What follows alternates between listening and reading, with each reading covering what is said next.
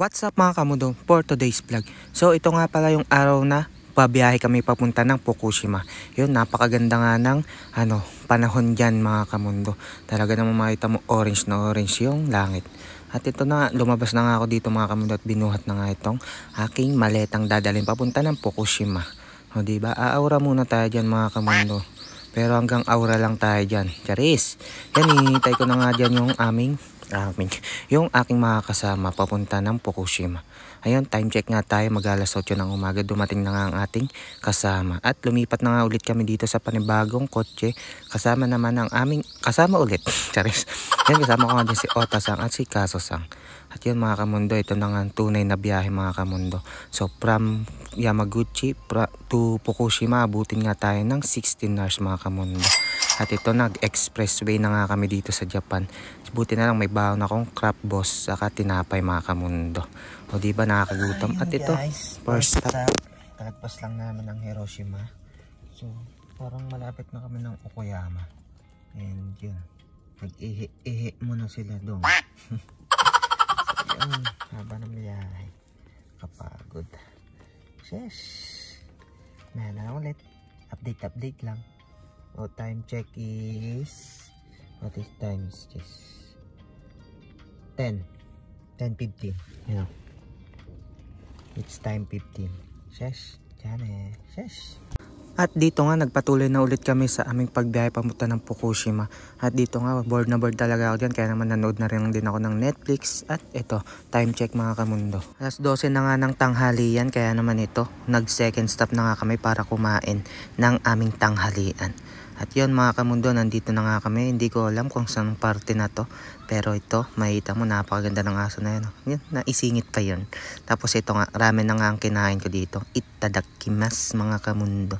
Yun, my favorite ramen. Walang katapusang ramen, pero sulit naman. Napakasarap kasi ng ramen dito sa Japan. So yun mga kamundo, binilisan ko na nga dyan. At ito, tapos na nga kaming kumain dyan. At nagpatuloy na nga ulit kami ng aming biyahe mga kamundo. Grabe, nakakatamad talaga. Syempre, nabitin ako sa kinain kong ramen. Kaya naman nag-unigiri ako at ng hotdog mga kamundo. At yun mga kamundo, sa mga oras na nga nito, nasa parting Osaka na nga kami yan mga kamundo. At dito na nga nagpalit sila ng ng pagdadrive ni Kaso-san at ni Ota-san. Si Ota-san na nga ang magdadrive ngayon. So yun, nandito na nga tayo sa parting Suzuka. Time check 3:27. Nagoya. Guys, grabe, haba ng biyahe, lagi pa namin parang nasa parting Tokyo pa lang kami. Dito nga pala kami. At dito nga, dinaanan na nga namin ditong Tokyo. Yun, talaga namang literal na dinaanan ng Tokyo. Sabi nga nila, may mga lugar na dinadaanan lang. Katulad ng Tokyo, literal na dinadaanan lang.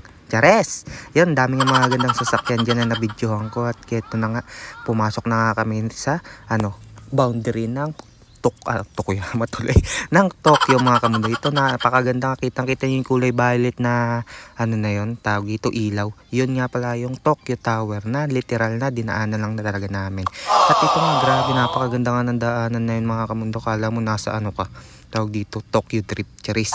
At ito nga, 8:44 na nga ng dyan, gabi mga kamundo. Bumaba na muna ulit kami dyan para umihi. Yun, sa hinaba-haba ng biyahe, nakarating na nga kami dito sa Fukushima. Yun, nag-stop over na nga muna kami dito sa Sukiya. Ito pa lang yung namin, hapunan na kakainin. Yun, itadakimasu mga kamundo, kain tayo ng Sukiya gyudon.